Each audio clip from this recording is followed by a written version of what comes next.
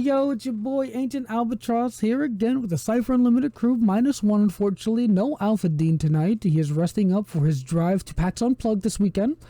But we have the lovely, ever lovely Spiggs 18 or Anthony. And just as a quick reminder, if you haven't already, be sure to follow us here on Twitch or subscribe to us over on YouTube. It is a great help for our channel. We really appreciate all the support we've gotten so far. But without further ado, Anthony, what are we doing here tonight? We're basically just going to BS about a bunch of different Cypher-related topics and just, have a cool chat with a cool conversation with the chat today about everything, CU, everything Monty Cook games. But before we even get started, Al's microphone fell apart. Like, literally, I was adjusting it. I was like, wait a second. It's in the way of my arm. It's in the way of my arm. I kept putting it a little bit up, and then the whole arm fell off. Like, it was a simple screw or whatever up here, but it was hilarious. I was like, oh, shit. Oh, and before we launch into our talk, did you see my Merkborg nails? Oh, no. Oh, those are cool as hell. Who did them? I did them. Oh, yeah? Yeah. My favorite one is the middle finger, funny enough, but I like how that one came out. You just want an excuse to give me the middle finger. I know how it is. Yeah, it was just a yellow base coat nail polish, then a white layer of crackle effect, it's called, and then a layer of black crackle. So as the black layer chips, you'll see more white. And yeah, it has a very Merkborg look to it. Yeah, it does look like Merkborg. Yeah.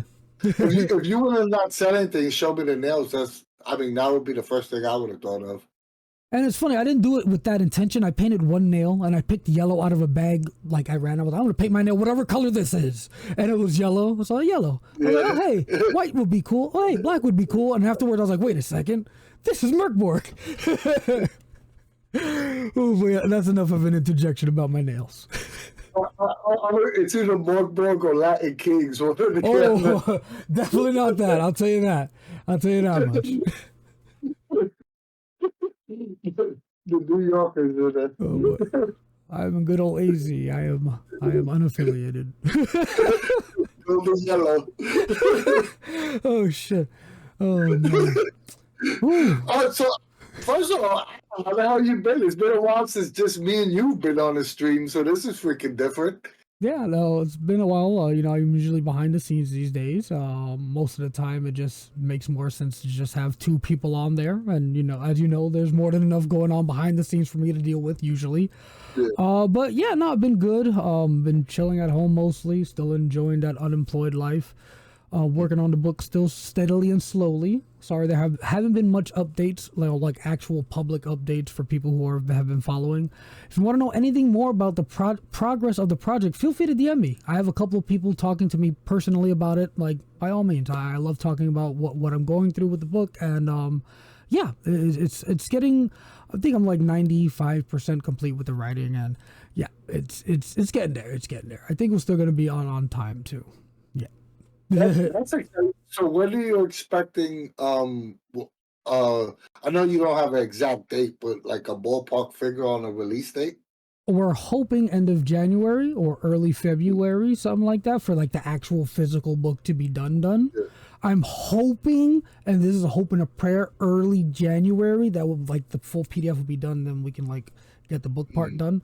But yeah, it's definitely going a lot slower than I expected, but that's more due to me personally, because again, it's just basically me. And I, as you know, and as longtime listeners know, I suffer through a lot of energy drought, where I just sit around. I can't do anything. And unfortunately, with the changing of the seasons, I think that kind of hit especially hard. It's still nighttime around 7, like not nighttime, but like 6:37 when I'm on the road driving to my husband's job. Like, it's still like the sun is not up, and then the sun is down come like 5. It's very strange to be dark so often in Arizona, but yeah, I'm starting to feel my energy come back. I just recently wrote a custom monster entry for my friend Mohammed. He's one of the high-end backers. I'm just going to talk about the entry. It was the Mimic All, which is a really cool idea. Just a mimic, typical mimic. But his idea or spin on it, which I really liked, was it looks somewhat toy-like, and it spits up toy versions of monsters you find in the world. And if it happens to kill a PC, it can throw up like a toy version of the PC. That's really cool. Yeah, so yeah, I really enjoyed writing that, and I helped edit, or I'm currently helping edit a second custom entry for the Silken Beaconer, I think he's calling it. Silken Beaconer? I don't know. I forget the exact name, but it's basically like a humanoid spider queen type. Not really a queen, they're like the handmaidens of like the Ice King, or the Paranoid King, and then they went through under some transformation through something. I don't want to bore you out with the lore. You can read it later. But yeah, the dude wrote something really cool. And yeah, we worked together to kind of like pare it down a little bit, make it more concise, and yeah, it's definitely a boss monster. Definitely a cool bow with a lot of crazy abilities, and yeah, that one's gonna be fun to throw into a game at people because it can do a lot. I'm excited to see both of them in action. I'll show you both after the stream. I'll send you the entries because they're written. And again, if anyone wants to talk about it, feel free to message me, and I'll happily show y'all stuff too. That sounds exciting. One of the other exciting news that the first thing news that I think we could talk about, and we got permission from MCG to talk about it, is that the both of us actually got a chance to check out Moonbeam, and we both got a chance to check out Monty Cook Games Realm Anywhere Door. We got a quick sneak peek, for those that don't know. Cypher Unlimited will be handling the beginning moderation stages for Monty Cook Games Moonbeam channel Anywhere Door, so we were privileged enough to play around in Moonbeam. What were your initial thoughts of that? I like the setup, honestly. I like it a lot.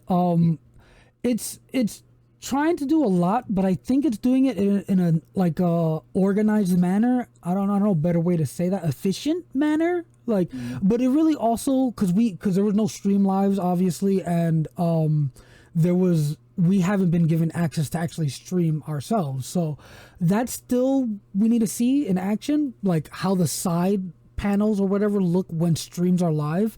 But so far it's looking nice. You have the nice live chat on the left like a Discord, and then on the right side you can clearly see posts, and there's a section for the streams, but it's empty because no one's streaming.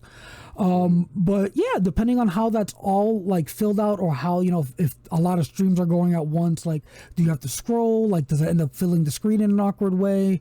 That's all remains to be seen, but so far I'm liking how it looks and how it feels.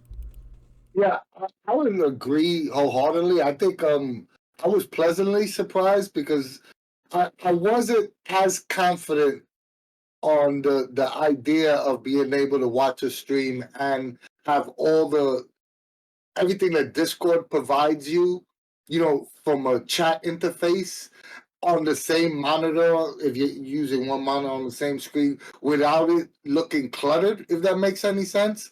And it doesn't seem like that's gonna be the case. So I was kind of surprised about that. I was really pleasantly surprised. I think the way Moonbeam is doing it, I think it's gonna be okay.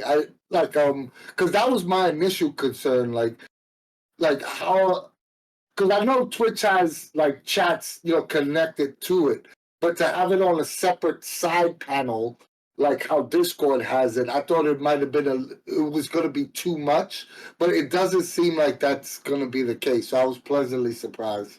So we got to I'll just piggyback off that. We probably have to wait and see, because a lot of people, and myself included, may be under the assumption that, and we don't know until we see a stream, but each stream should have its own attached chat as well.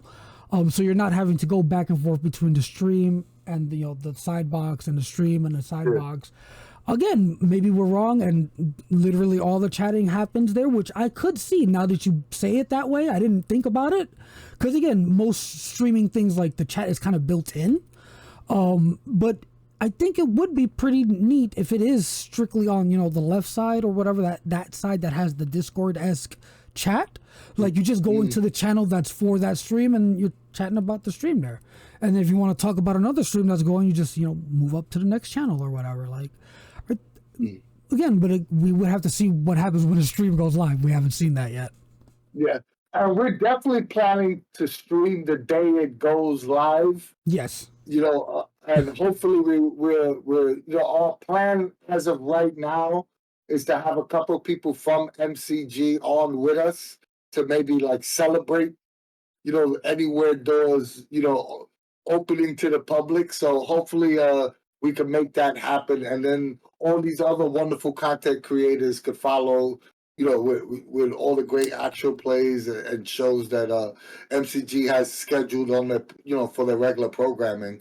But we definitely want to stream first if we can, and what you call it, bring our shenanigans over to anywhere door. It should be. I will say this though, even if it's like, again, we don't know when exactly we'll be getting stream access, or as well as the streamers who will be streaming there. But even if we don't have like something lined up to do, like MCG coming on or one of the other streamers to talk to them, I will stream just me talking bullshit if no one else is available, just to be the first stream. Just say, hey, well, what's up, Montica Games fans? We're here to talk about the Cypher system. I just take down a book, like literally anything, because I want to be the first stream on there. Again, unless Montica Games snipes it, but I don't think they count. If they go and stream something, I don't think they count. I want to be the first non-MCG stream on there. I do know that Charles did say that he will be reaching out to all the streamers, all the content creators, all the shows that were planned. They should be getting their keys soon to see access to the software to start messing around as well. So that's going to be interesting. I'm still interested in interviewing everyone that's involved with their shows. So if you do have a show planned on Anywhere Door, and we're one of the 10 selected content creators, reach out to me. I tried to reach out to some people didn't respond. So, I'm going to hold a personal grudge for the rest of my life until I haunt you. I'm going to haunt you in your sleep till you get on to see you. But, yeah, we'll make that happen as well. We want to talk to all the new shows coming on and help highlight and promote them as well. Well, we do know for sure. We know one, and they're in the chat right now. Our good friend Jason Shadowmane. So we could definitely arrange something, Jason, if you would like to come on our Moonbeam chat and discuss your channel or chat or whatever we're calling it on that platform, your stream, your whatever, your show. Jason and Ken Hump, they don't count. They're like family. We'll definitely have you on the show, but. We do. I mean, I think that one was a given. Can't help it. Jason are pretty much a given for me. No assumptions, man. Maybe they don't want to associate with us once we're on Moonbeam. Maybe we're like the plague over there. I don't know. I'm just joking around. You joined the Latin King, so now we don't want anything to do with you, bruh. I gotta clean my nails off now.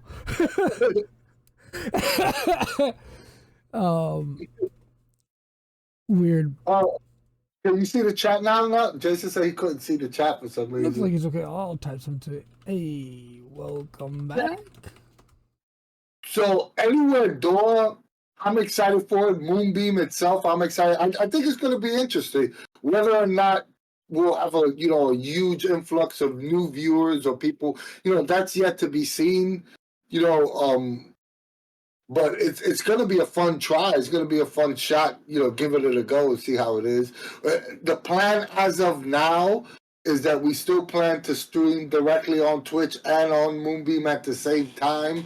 And then, of course, all our videos always go to YouTube, but that's more work for me. I actually have to look into how to multi-stream and hope my internet can handle it, because with these disconnects Twitch has been giving me, I'm not hopeful. I'll be straight up honest. I'm not hopeful. So what I've read, there's two ways to do it. You can set up something on your own computer that does it. I don't know the full steps, but something you download and then you configure it, and then it can multi-stream. You set the stream to go multiple paths. Or I send the one stream to a website, and that website sends it to Twitch, Moonbeam, so on and so forth. That way usually costs money. The second way, I use OBS, yes, and it's some HTML plugin thing for the multi-stream, the former mentioned or method I mentioned. but yeah, we'll see how it goes. Again, what I read is the first method heavily relies on your internet connection, and I don't know if my recent disconnects have been due to my internet or due to Twitch. But yeah, my internet usage at home has been normal. Like my TVs and other devices have been fine. So that'll be we'll play with it and see how it goes, and hope for the best. Yeah. I know Eric said he kind of knows a way of doing it, so we could always just sit, pick Eric's brain, and he'll give us the best way of doing it. Because I when you start talking to Eric, he gives you all this technical jargon, and I'm like, dude, just tell me yes or no. But Eric definitely has multiple. I think he knows multiple ways of doing it, so we could definitely just hit Eric up. Definitely a man with a good pocket of knowledge.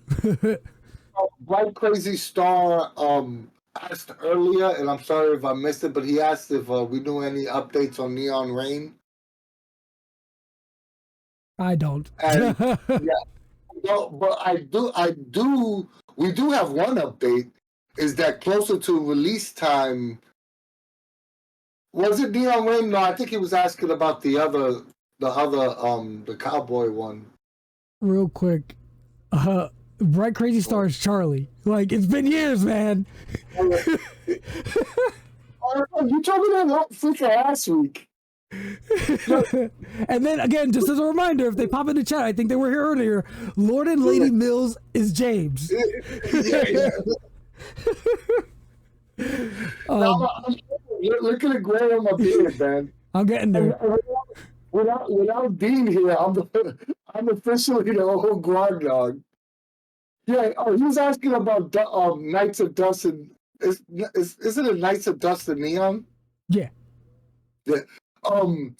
One thing I can say is that we've already arranged for Sean to come in and run a one-shot live on stream for Knights of Dust and Neon. No, so Knights of Dust and Neon Rain are the two different books. Yeah. I don't know what I was hearing or saying.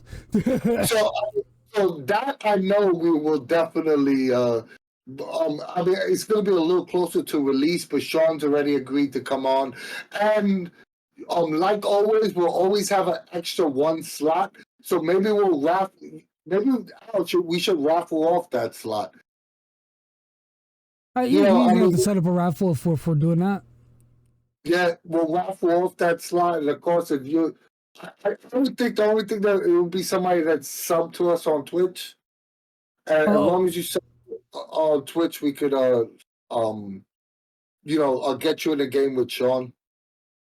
I think that's actually a fantastic way to go about it. We look through our sub list, and then we create a raffle from that list, and then if we go down the list, if the person first chosen doesn't want to participate for whatever reason, because this is kind of being involuntarily added to a giveaway, so like there is a chance someone doesn't want to do it for whatever XY reason. I don't want to, you're playing. I don't care. You get on call at XYZ time and you're playing. I don't care. No, we'll, consent, whatever.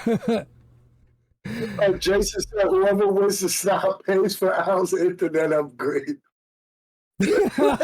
Actually, the thing that messes me up here is the one internet company that like provides good service in my area. There's only one. Like, I don't have options. There's no Google Fiber. There's no I don't know whatever the other good ones are, but I have something called Cox Internet, and that's what it is. It's Cox.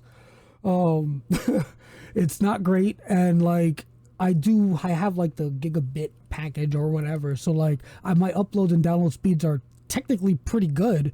But as far as their like their consistency with that connection is another thing.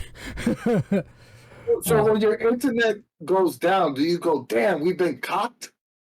Sorry, my fifth grade humor. Thankfully, it doesn't go straight up down often, and most of the internet troubles I've seen are usually when we stream, and it might be an issue with OBS. So I don't know. It might be Twitch side. Who knows? But yeah, hopefully when dual streaming comes out, it won't be an issue and we won't have to actually pay for like, because I think they do have a one step higher fast, but it's like a lot more expensive. Like it's unnecessary for my household. Like the amount of speed you get. Jason said you might have been counter blocked. Yes, I mean the Twitch OBS definitely I get cocks blocked. Like someone had mentioned, I forget already. The chat scrolled by, but they said it might be activity like rated. So like if my internet gets too active, they're like, "Whoa, slow down." That is definitely a possibility. I have some other cool news. Yo, you remember our old D&D gaming group? You know, we Heart of the Dragon Queen. We played Rise of the Ruin Lords. Then we played Horde of the Dragon Queen. Well, I ran into them. Wait. Didn't we play Fan Delver first? Or was that something else? No. First we played Rise of the Ruin Lords in Pathfinder. Then we played the box set. What was that Fandelver, right? Something I forget the full title, but something Fandelver. Yeah. And then we played Horde of the Dragon Queen. Those are fun ass games. I will say, like those games were. But I will say that I had a horrible mindset for role playing games back then, and you can tell them when you see them. It's all their fault. It's Jahabir's fault. It's Daddy's fault. It's all their faults. Like that. My mindset was like that. And what really fucked me up was. I've told, RP Jason, him too. He was pretty bad about it too. But what really turned my mind was when I'm positive I've told this story on stream before, but we went into some kobold village or lizard people village, I forget, and we just killed them. Like we didn't try to talk, we just killed them. And then afterwards, after the session, Anthony was like, "Yo, you know they worship the same god as you, right? You could have just talked to them." I was like, "What? I was a paladin, mind you. It was like my first like role playing game experiences, and I was like, wait, and like I had like a taking off the sunglasses. I was like, what? They like I could have just we could have talked this out, like, and that was like that really kind of like shifted my paradigm, so to speak. And then of course go ahead. For those that don't know me and our friends.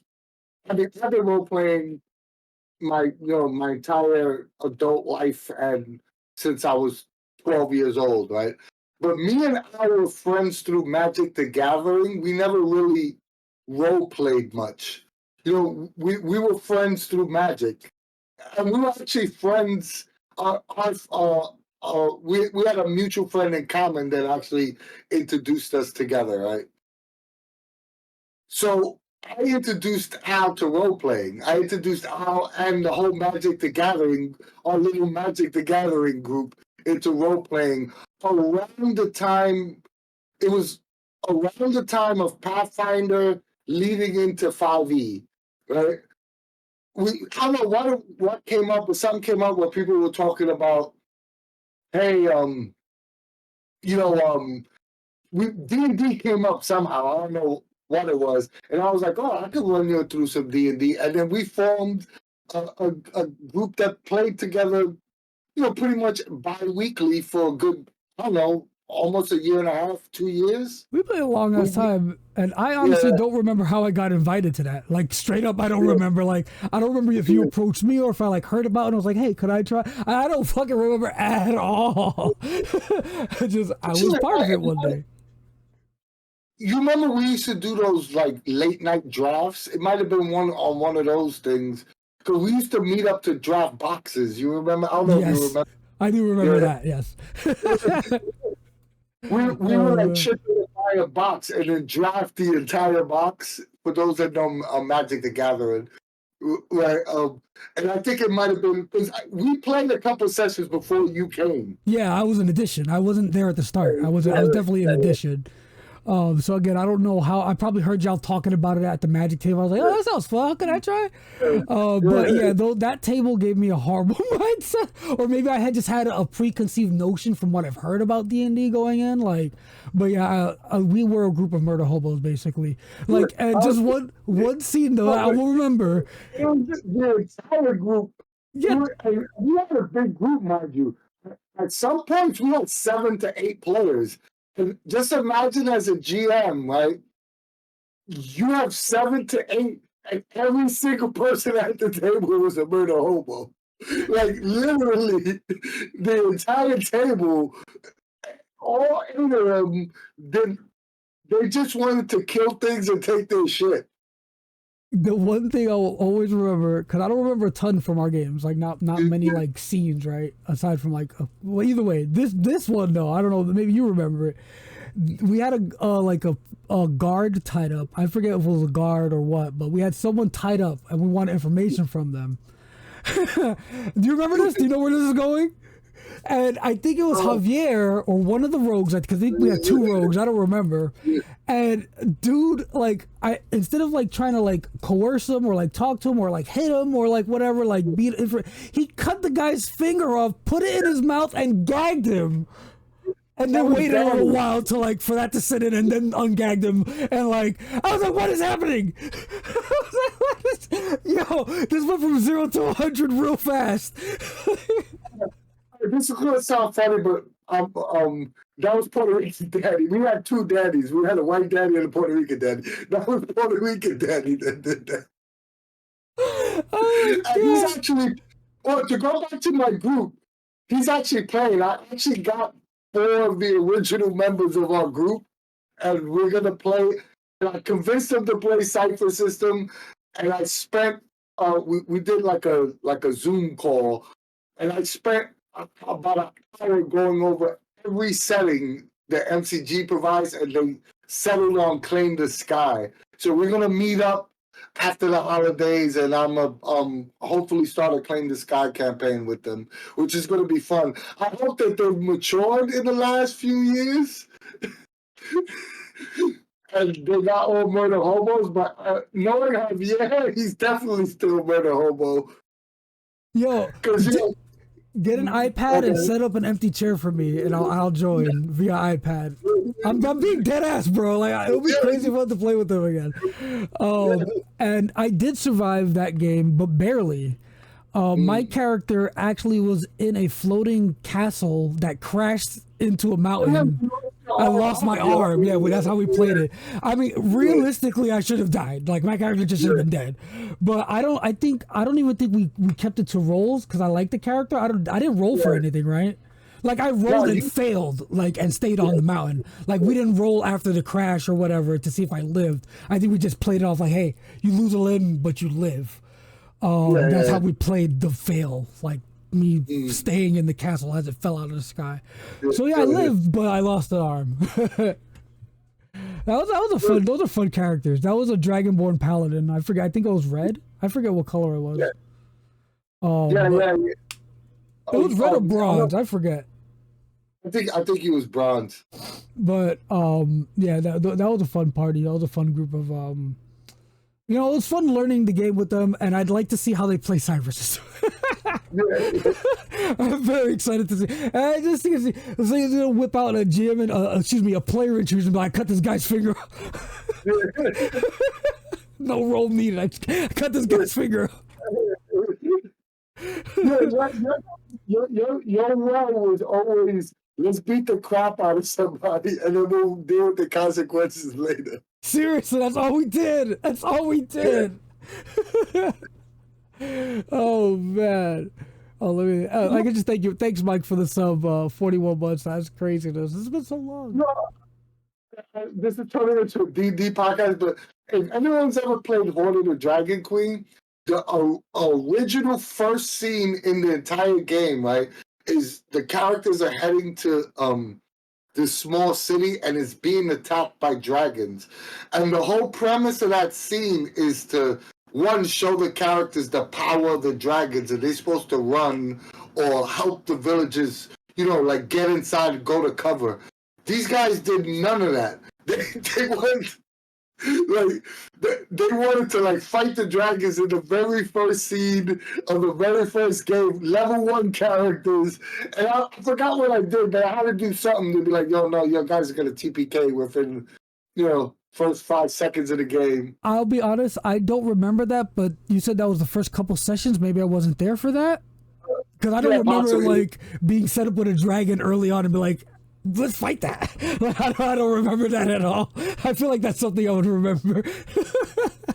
Yeah, Jason, it definitely wasn't well written, and you had to do so much edits in Horn of the Dragon Queen. It didn't even follow its own. You did it well. It didn't even follow its own storyline. And I couldn't TPK them because the entire group were all new to Dungeons and Dragons. I literally had 7. I made the 8th player. He probably didn't play the first session, but I literally had 7 players that never played D&D before. Yeah, no, that's when you put up the what is it, the invisible wall with your actually like the force of the dragon's wings beats you back and you can't even approach it. Like the first 2 sessions, I had to be like, "You sure you want to do that? You want to take that back?" Oh, and another funny story before I guess we're kind of beating this topic, but it's just fun to talk about though. We were in a room with I think it was a toilet, what ended up being a toilet. We spent mad long trying to we thought it was some kind of crazy puzzle or something, and it was just it wasn't a puzzle, it was just a toilet or something, right? It was like the sewage flush system, so you could... It was something stupid. I don't remember what. We were in that room for mad long. Oh my god, we were step on the ledge and then pull it Oh my god. Ooh, man, that was a fun group. And you said you guys are doing supers in Cypher, right? Next for the Cypher game. Oh, what happened to my camera? Yeah, I gave them a rundown of every MCG setting. I'm not gonna lie, I was kind of hoping that they picked Magnus Archives, but I let the group decide, and they picked Plainless Guy. So, I can see them picking supers. Yeah, I love supers anyway, so it's not a big deal. But it's just going to be fun because it's been the only in-person gaming I get to do nowadays, to be honest, is conventions and at my job, 3 times a year we do a game night, and I usually run Cypher system for people at my job. But other than that, it's either it's like a convention style. I haven't had a group of friends sitting around playing in person in damn near a year and a half. So I'm excited just, because I know all these people, these are all friends, you know what I mean? So I'm excited to actually do that. And again, set up an empty chair with an iPad because I want to play, or at least I want to listen. I want to at least listen in, and the other reason I was laughing because Jason in chat was saying Al could play a soup named Murder Hobo. Oh yeah, you can definitely make a super good Murder Hobo. I can think of Matt and what was I gonna say? Did you give them the option of choosing Godforsaken / Gods of the Fall? I explained Godforsaken, but it was just MCC got so many freaking setting books. Yeah. So it was sort of here's a brief description of it, right? And for for Gods of the, they didn't want to do fantasy. Okay. Or at least I was. Let's do something different. We played fantasy for 2 years. Let's play something different. So I was kind of, I'm not gonna lie. I was kind of trying to steer them away from fantasy. You know what I mean? That's more what I was curious about. Did you was it on the table? Yeah. Gods of the Fall was the only one that I was because I like Gods of the Fall. It was it's supers but in a fantasy world. You know what I mean? But I think Javier, Danny, both Dannys, they both wanted to play something different. So, it's going to be interesting. It's definitely going to be fun. Well, it's just been a while. They're ordering pizza, eating junk food, just BSing with your friends. And for those that I used to travel, we used to game in the Bronx, and I lived in Queens. But we would meet in Manhattan and all travel together to our friend Jason's house to game, right? And I literally carried once again, nobody in the group played D&D, so I carried all the gaming books. I carried the tokens, the maps, the character sheets. So not only that, you spoiled us. There was maps, there was spell cards, there was many minis. And I don't think I showed this to you, Anthony.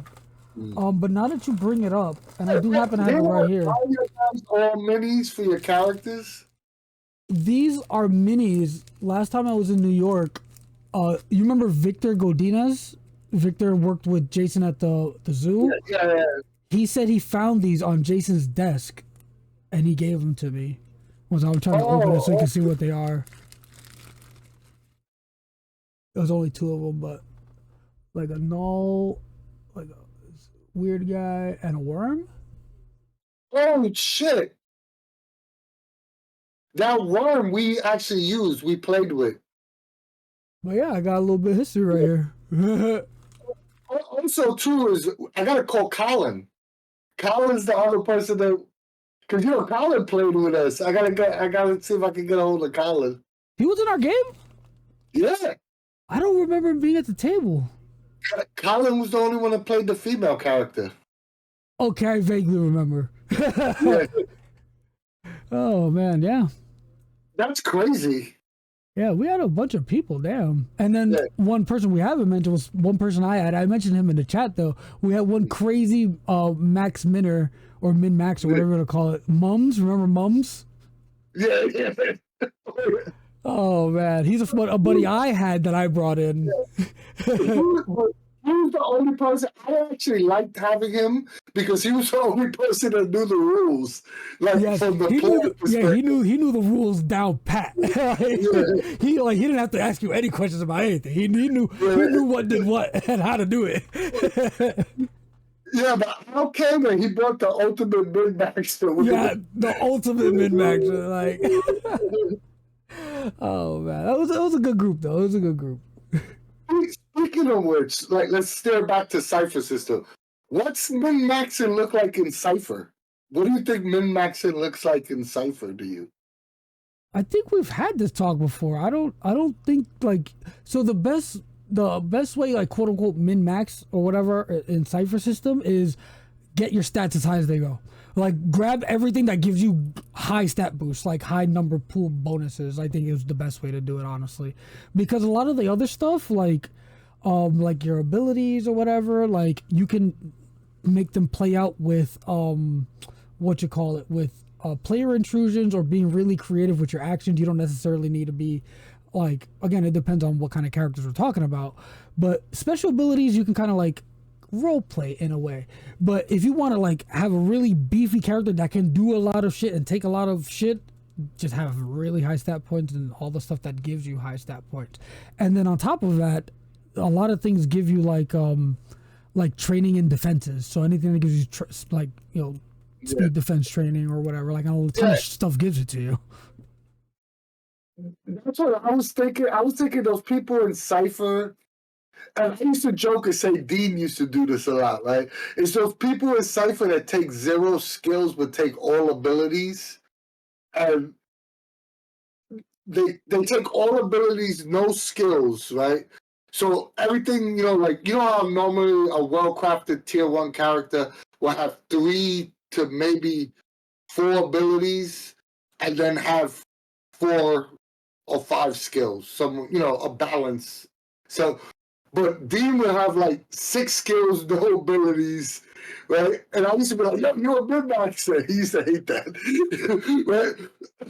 That and skilled in defense, skilled in those people that they want to be skilled in intellect attacks, skilled in and even that, it's not like broken, but I think in my mind that's like the closest to min-maxing. I know chat have brought up a couple of good ones too. I mean, you can't really do it a ton, and again, it really, like you said, it comes down to if you have a ton of skills that is like having extra stats. Like anything that's training or whatever, that's like having, because you don't have to spend the points to do the whatever. Yeah. It's just an automatic drop. So yeah, like that is an excellent point. Like skills and high stats.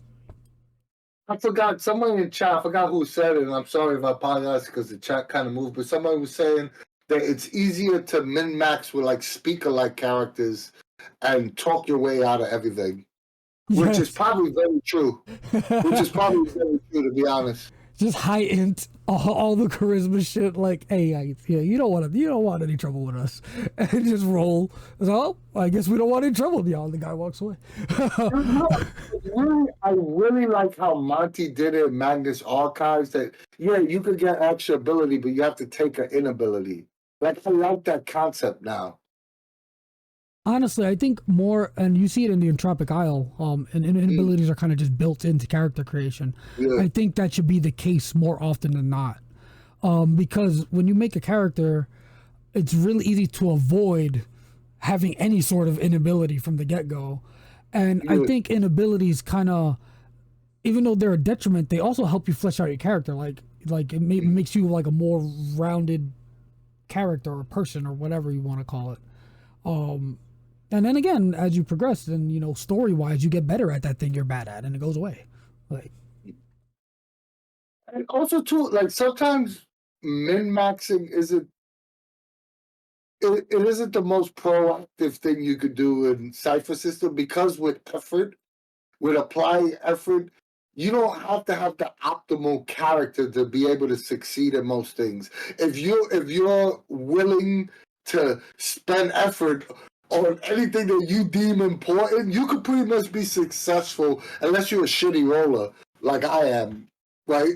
You can be pretty much successful in everything that you want to be in the narrative. So it doesn't make as much sense to min-max as it does in like say D&D or Pathfinder. most definitely. And Jason had a funny point. How you flag the min-maxer at the table. If they start with an inability, but as soon as possible, take a training to negate it. Because I've definitely seen that in the table where it's like, wait a second, I have an inability with this, but if I grab, skills with this, I can actually become trained at it, and then it goes away. You ever run to the person that when you say you have to take an inability, they try to take the vaguest thing that's never going to come up ever. I have an inability in calculus. I have an inability in championship mahjong. And the first session is you're at a mahjong tournament.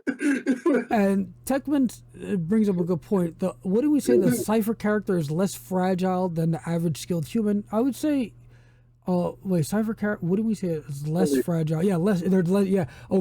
Starting level 1 character in Cypher system is like you're assumed to have some kind of experience already. Like you can do things. You're not just some like goofball on the street mook. Like you're someone of note. And I could be wrong, but I view a tier 1 Cypher system character as like a tier 3 D&D character. Like, yeah, exactly. Yes. Or a tier 2 D&D character that's about to turn tier 3. I mean, a level 3 D. Yeah, I do think that Cypher system characters are way more hardy, and that's why people always say, "Oh, you can't die in Cypher system," which is bullshit. But the concept is they'll see what a Cypher system character, just statistically, like what it looks like a tier 1 character, and they assume that they can't die. But what people that don't play Cypher system fail to realize is that if you're playing Cypher system to its full potential, you are using your resources in the narrative to lower your stats, and people never see that. Yes, it can definitely be a deadly game, and again, especially in certain other games, even more so when you modify things just a little bit. Like the Entropic Isle is going to be kind of deadly. You have lower starting stat pools, and I believe, what's his face is doing that? Oh, why am I blanking on his name? It's in my mind. What? Christopher Negline in Mystery Flesh Pit. I believe he's adjusting the starting stats. I forget how much he's adjusting it, but I'm pretty sure he's adjusting them. But yeah. Jason wrote in the 2024 D&D PCs are way more powerful than a tier 1 Cypher character. I wouldn't know. I own the player's handbook. I haven't read it. Wait, the new one? Yeah. Wow. But I mean, but you're probably right. Sun Gift wrote, you could definitely die in Numenera. I've done it more than once. Yeah, I never understood that whole argument that you can't die. I've TPK'd so many people in Cypher System. I don't understand that argument at all. Yeah, especially if you're running with a GM who like wants to run a game in that manner, like, because again, I don't know if people are making these assumptions based on just looking at the characters, but there are certain creatures in the book that will mess up a tier 1 character, and that's not even counting if the GM is making their own monstrosity to mess you up.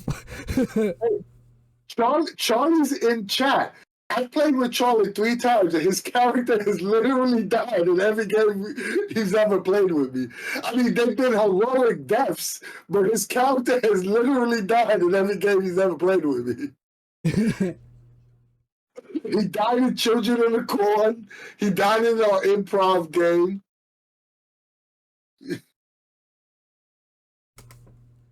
And yeah, he's even saying that he lost 6 PCs in a 4-month game, but it was the style of game they're running a Walking Dead, like, street level gritty, like, that makes sense. And yeah, like, it's kind of a moot point. And I don't think, wait, how did we get on this topic? We were talking about Moonbeam.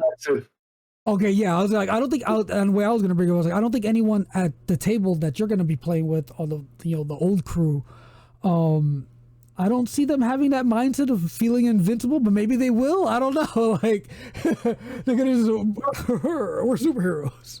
You know what I think I'm definitely going to have to explain to them is because they heard superheroes, right? And they heard, okay, I want to play a Wolverine type character. I want to play, a Superman or whatever it is. But I'm not going to have to explain to them, hey, look, we're going to start at tier 2, and I'm going to give you as much of those abilities as I possibly can, but you're going to have to build up to that state. You know what I mean? And I think that's a problem that a lot of superhero games have is if you don't play the progression, you're just playing the, like I'm Spider-Man, I'm Silver Surfer, or whatever superhero you want to pick, right? I'm gonna have to explain to them, hey, you're gonna have some of those abilities, but as you tier up and as you gain XP, you could purchase additional abilities to, build out into that character. What this made me think of to ask you is this going to be more than a one-shot with them? Are you going to play an ongoing, like an actual, like, oh shit? I thought it was just going to be a one-shot. No. They literally say, yo, every 3 weeks or every 2 weeks. Or something. Definitely get an empty chair with an iPad, bro. For sure. It's like literally bringing the band back together. This is what, 2014, 2013? Is like that? I'll even take a phone. Like, it doesn't even have to be an iPad. Just someone's phone, put it on a table. Like, I don't care. Yeah, that sounds like a lot of fun. And are you gonna? Let me ask you this: are you gonna be running the Claim the Sky setting as is, or are you gonna be making up your own like Super's World, or what are you gonna do? I mean, it's the fellas. I'm gonna base it in New York. I'll just, like I'll let them tell me like, what you want superheroes everywhere. You want to be the first superheroes. You want to, you want to do origin story. Yeah, you want to do an origin story, like, and then we'll work from there. We can improv most of it. Yeah, no, that sounds mad fun. Yeah, it sounds like it's gonna be mad fun. But we'll talk about like min-max here, right? And you get the one argument, you can't kill characters, right? What do you think is, as a GM, right? What do you think is the most difficult thing to do to players that isn't necessarily difficult to do in other systems? I don't know if that makes any sense. You might need to rephrase that. All right, so I didn't fully understand the question as spoken. Yeah.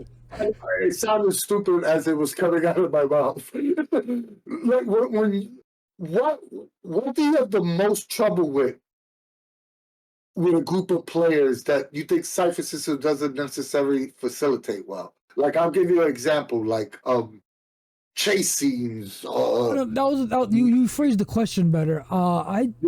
I don't necessarily think because of the flexibility of and again we're biased as fuck here. Like I think Cypher is flexible enough that it can deal with most kinds of groups. Sensitive and stealth. Again, I think maybe in that case because characters can be very good at it. Like, but I don't even that like is facilitated well enough because you have stealth trainings, you can use effort or whatever. Like, if the whole group wants to be extra sneaky, that's not a problem for Cypher to facilitate too much. Mass combat.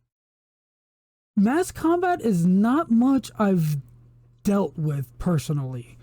But again, we have the horde rules. You treat it as one big thing with an HP pool. Like, again, it doesn't seem like, again, Cypher has an answer for most situations. And yeah, like, I'm struggling to, like, the one thing I would say is this maybe is kind of a side answer to the question. I think players looking for a game they can, like, rip apart mechanically like mums, I don't think mums would enjoy creating a character in Cypher System.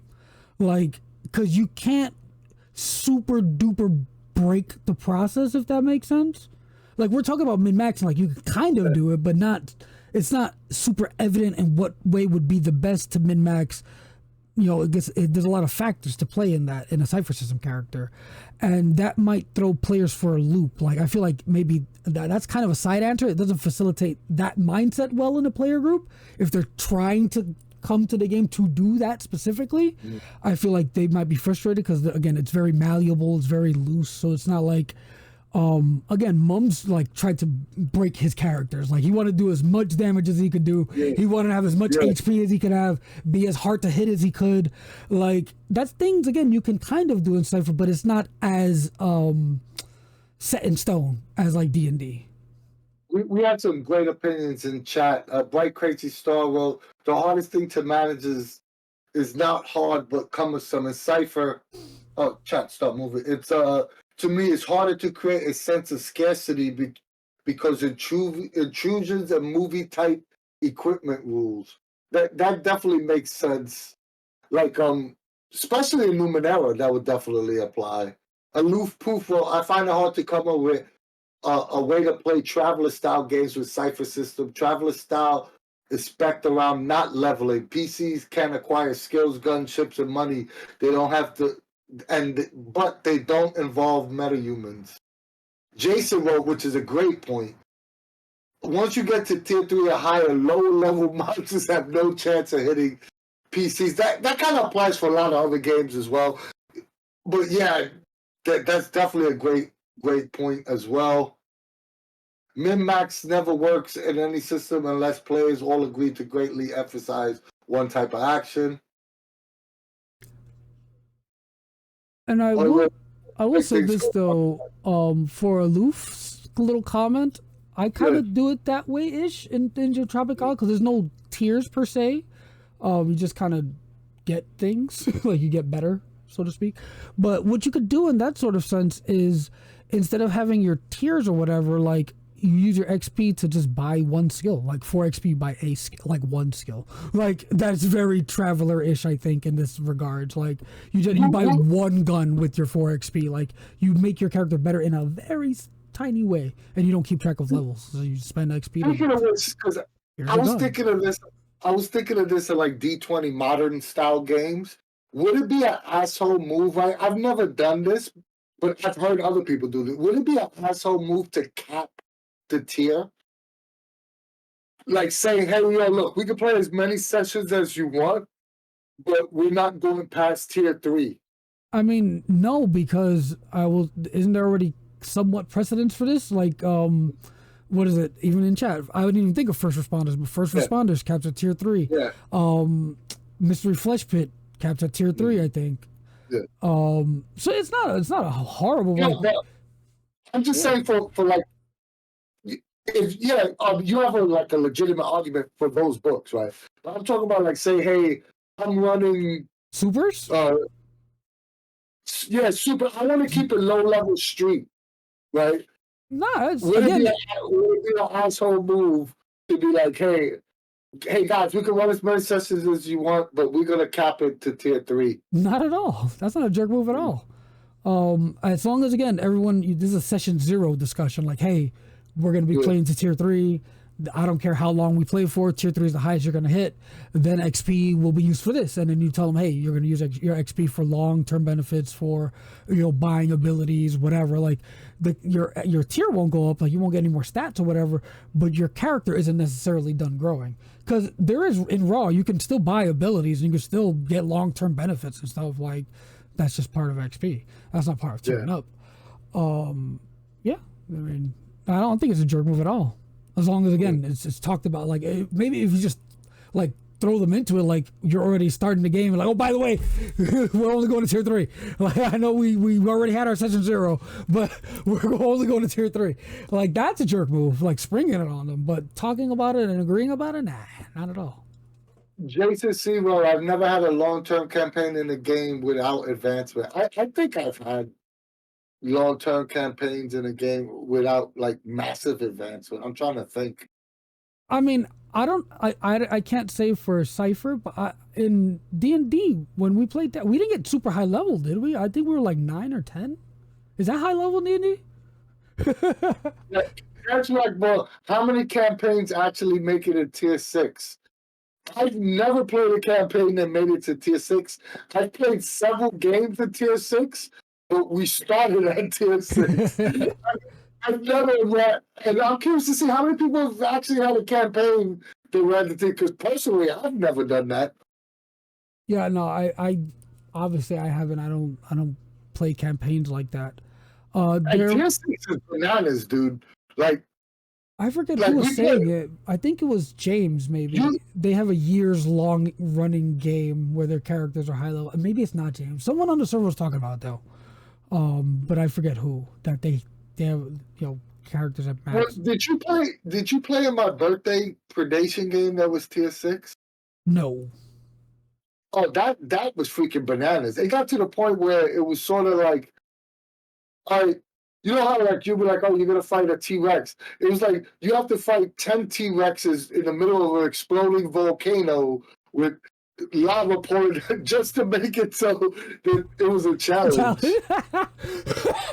I mean, I haven't played much. I don't think I've played any tier 6, honestly. But just reading the abilities that some of the foci and shit get at tier 6 and like the types, I'm like, yo, what is this? And that was a freaking one-shot. You know what I mean?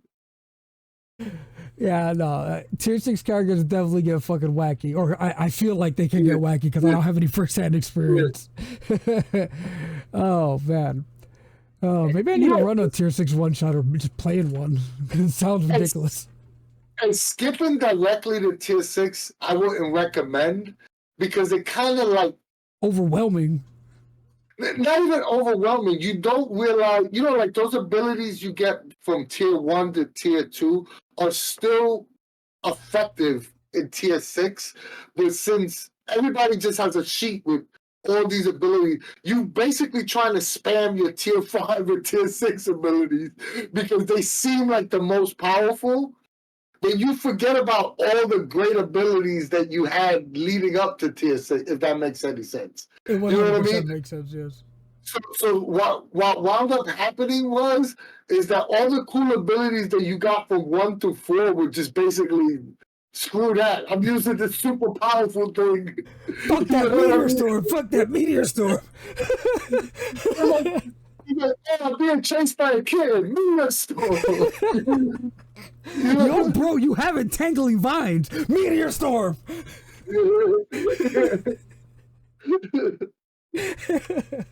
Oh, yeah, I that definitely sounds wacky for a one shot. It definitely does sound like an issue for a one shot too, especially for people who aren't used to Cypher. Like they only see like the high tier. Like I want to use the spicy shit. If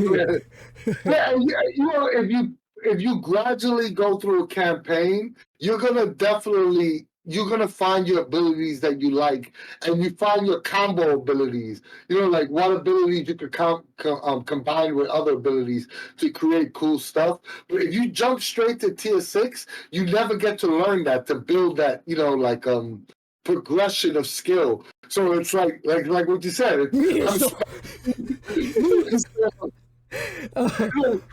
gotta talk to this NPC.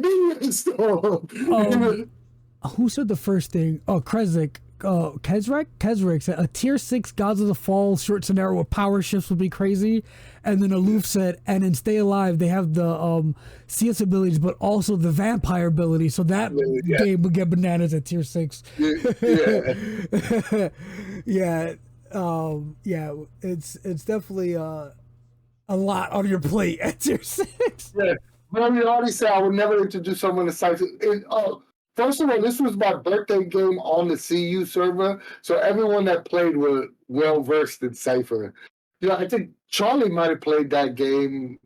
I know Claire for Infinite Construct played that game. Ken Huff played that game. Dean played that game. So it was everyone that played. We all knew Cypher pretty well, but it still doesn't mean that it wasn't like bananas. Mike might have played in that game as well. I don't remember. I mean, I don't remember getting people together to play that. Oh wait, no, I do remember. And that one guy kept having to be like, "I can't play. Or was that a different game? That's all I remember. Oh man. To be honest, good thing that person didn't play, because it was originally supposed to be 6 players, and we wind up playing with 4. Because if we would have had 6 players, that would have just been too much media store for my brain to handle. 6 tier 6s. It was media. It was just too much media storming going on. Now I'm curious. Do you still have the sheets? I'm curious as to what their tier 6 abilities were, like what they were spamming. It's all low 20, so I know I can definitely. I want to see them. I want to see the characters. Oh man. Oh. But yeah, this has been a nice chat. There was one other thing I was going to bring up. I totally forgot. We mentioned we were just talking about random topics. We talked about Moonbeam. We talked about your upcoming game. We talked about my book. What are you most excited for the new year for MCG? Magnus Archives expansion.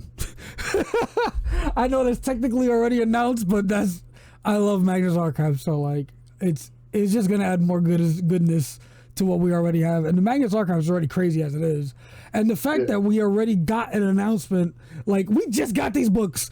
Let us ruminate a little while, but it's still very exciting to see that we're getting new stuff for it. And again, I believe, you can correct me if I'm wrong, Jonathan Sims, the writer, the creator, one of the creators, is doing an adventure for he's writing his own adventure. I think so. Yeah, that's gonna be awesome. I'm quite excited to read that. And if it's anything like the stories that you see in TMA, like the statements, his adventure is gonna be bananas. Yeah, that does sound. I think I'm most excited for the what Sean and Bruce are doing with that cyberpunk western type, which we should be getting this year coming up. And I'm excited to see, because at the end of the year there's going to be some new setting books, so new white books. So I'm excited, or at least a talk of some new white books. Yes, it's definitely, we need to I'm assuming they already have something in mind, and if we were to have Charles on, ask him, be like, we can't really talk about it right now, but I was right about cyberpunk, right? Because I like to read between the lines, so I'm gonna go ahead and say it here. If I spoil anything, I'm sorry, Charles, but I think that pirates is gonna be in the next group for sure. I feel like I don't remember. I feel like one of the designers had dropped a hint at something that was coming, and it wasn't Magnus Archives. It wasn't Darkest Woods. You know how they every year and a half they do the 3 Yeah, white 3 books. white books. Yeah, so we definitely Yeah, should be getting new white books. Now I'm yeah, interested too. Like, I could definitely see them doing pirates. yeah. Um, Just from reading in between the lines, I think that Pirates is going to be. I feel like that was what was mentioned somewhere. Steampunk. Like, I feel like one of the designers mentioned that at some point, like specifically. But Here's again, another. my memory's trash. This might be a wish list, but I think that they either should do tune, like some sort of tune, because they don't have that. Like that zany, cartoony. Like I would really like to see them. I'm curious to see how Cypher System would do. A martial art book would be amazing.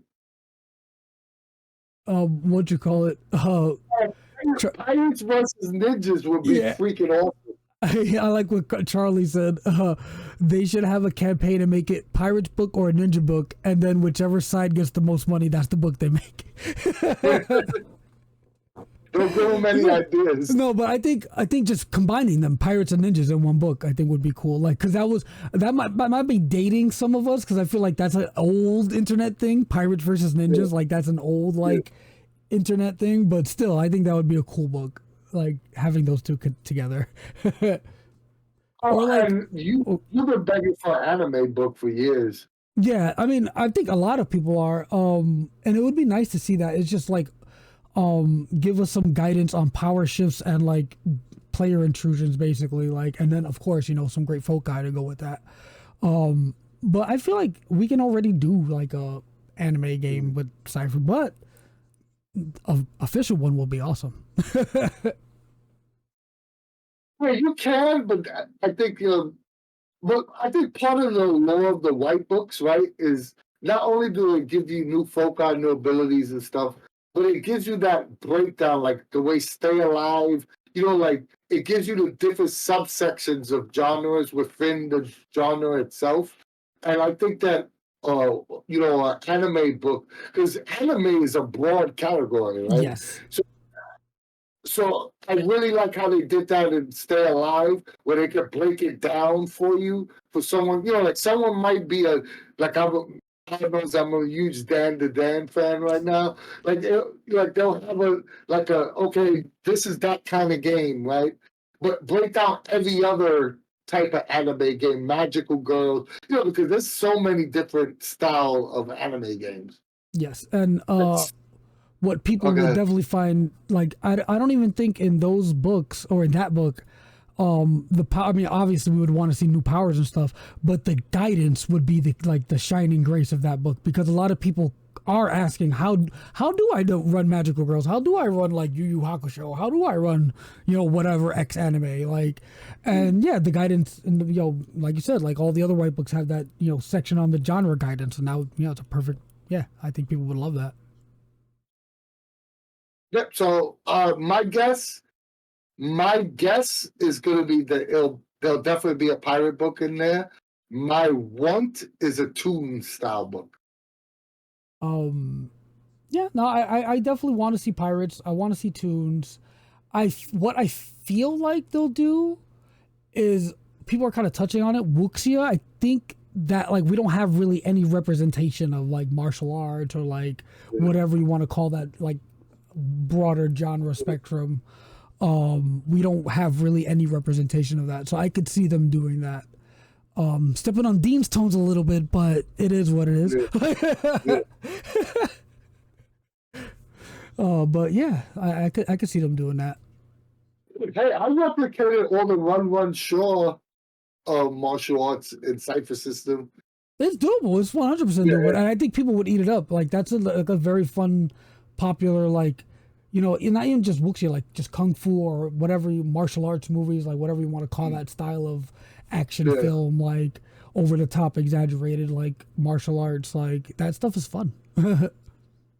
That chat also mentioned heist game. That would be cool Like too. I don't wait. We have that kind of in Stealing do a Stories, story. but Yeah, it's not yeah, Cypher. yeah. I could see them maybe like cipherizing it in a way, but it would also just be cool for them to just make up their own heist book, like just it's literally just called heist. Yeah, no, it would be cool to see, like, because in that book we could see rules for, like, well, we kind of already got rules for that in what's the magic one that just came out, modern magic. In that one we got covens and stuff, like we could see that for like mobs, like like gangster groups, like heist groups.